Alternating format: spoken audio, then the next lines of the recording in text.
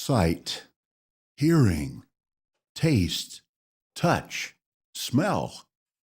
Well, as you know, those are the five primary senses with which the Creator has endowed us.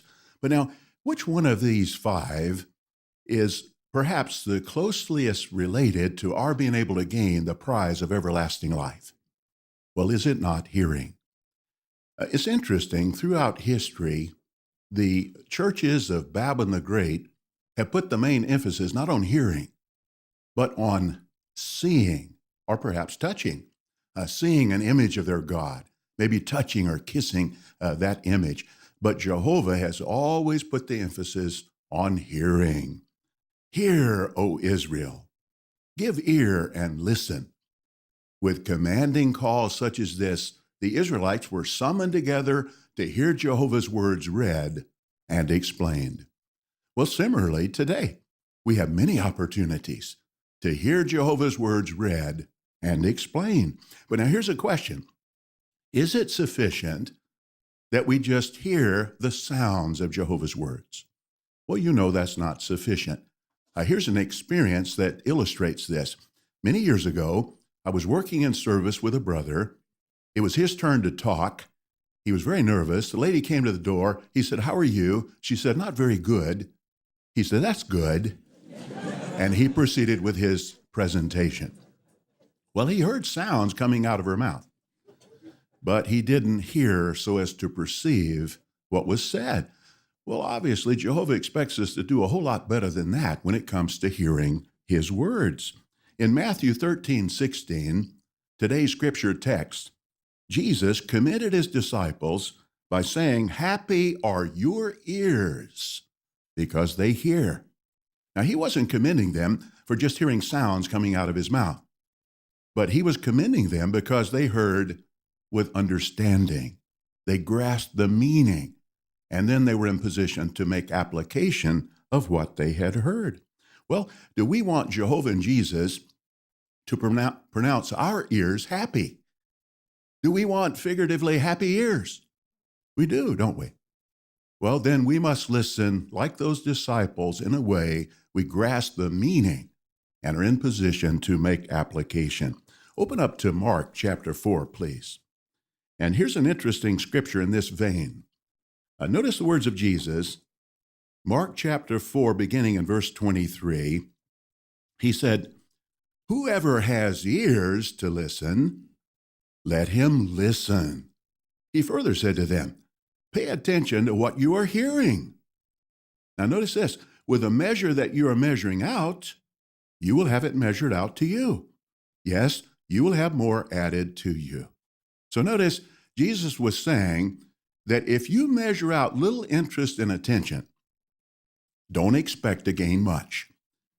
In contrast, if you measure out your full attention and interest to what I'm saying, then I will give you generously, even beyond your expectations. Well, it works the same way today, doesn't it? We actually reap enlightenment in direct proportion to how much interest and attention we measure out. Go to Hebrews chapter 2. Here's another scripture. Very familiar scripture in this regard. Hebrews chapter 2. And notice, we're not to just pay casual attention or even usual attention. But notice how it's worded. Hebrews 2, verse 1, "That is why it is necessary for us to pay more than the usual attention to the things we have heard, so that we never drift away." So it's absolutely required, if we're not going to drift away from Jehovah or the truth, we've got to pay more than the usual attention. Now let's illustrate this point. I'd like you to imagine that you're trapped in a building that is engulfed in fire. A fireman makes his way to you, and he says, "I only have time to tell you this once. I've got to go help other people. But there's only one way to escape. You've got to go down the stairs very quickly. When you get to the bottom, drop down on your stomach and begin crawling. You have to stay within 3 feet of the floor, because above that there are poisonous gases. Crawl, though, to the right, and you will see a small hallway, or narrow hallway. Crawl through that hallway. When you get to the end, You'll be in the lobby, stand up, turn left, run out the exit doors. Now, while those instructions were being given, would you allow your mind to wander? Would you be thinking, I wonder what I'll have for supper tonight? I wonder what I'll be on TV? No, your attention would be riveted because one missed detail could cost you your life. And even after the fireman left, you probably would still hear ringing in your ears his words as you reviewed them in your mind. Say, down the stairs, crawl through the hallway, go out the left of the lobby through the exit doors. You'd be reviewing that information with the idea you were truly going to make application. Well, that's how we want to listen. And if you think about it, we're in a similar situation, aren't we? Satan's world is on fire around us, and very soon it's going to totally burn up. But Jehovah is giving us escape instructions. In fact, in 2 Peter 3:12 about this system, it says that it's going to be destroyed in flames and the elements will melt in the intense heat. But we want to survive. We don't even slightly want to be like the idols mentioned in Psalm 115, verse 6, who have ears, but they don't hear. Or like the cobra mentioned in Psalm 58:4, that stops up its ears and refuses to hear the voice of the charmer. Or like the disobedient Israelites described in Isaiah 6:10 as having unresponsive ears. Or those disobedient Israelites are described in Jeremiah 6:10 in the literal Hebrew as having uncircumcised ears. We don't even want to be like the Hebrew Christians who are described in Hebrews chapter 5, verse 11 as being dull in their hearing. We want to do our very best to uncover our ear. Now, that's an interesting expression in the literal Hebrew in Job 36, verse 10. And apparently it comes from the fact that the Orientals wore a headdress. But to hear more clearly, they would partially remove that headdress and uncover the ear. Well, we want to do that ourselves. We want to incline our ear. Psalm 78, verse 1. Awaken our ear, open our ear, give ear, as different verses in Isaiah say. And all of that is pay attention with a view of making application of what we have heard.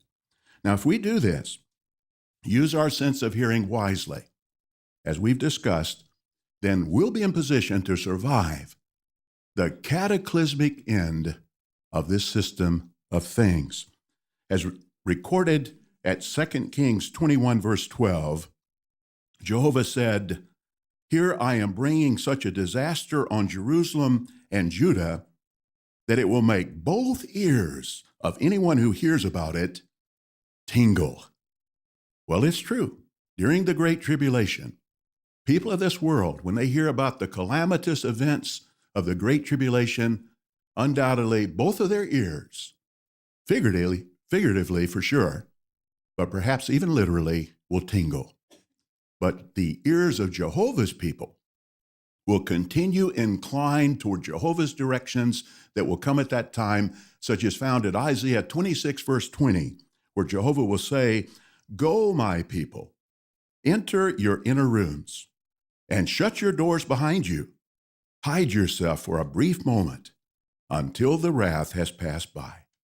And as Jesus declared the ears of his disciples happy, Jehovah and Jesus will be able to declare the ears of the surviving great crowd happy.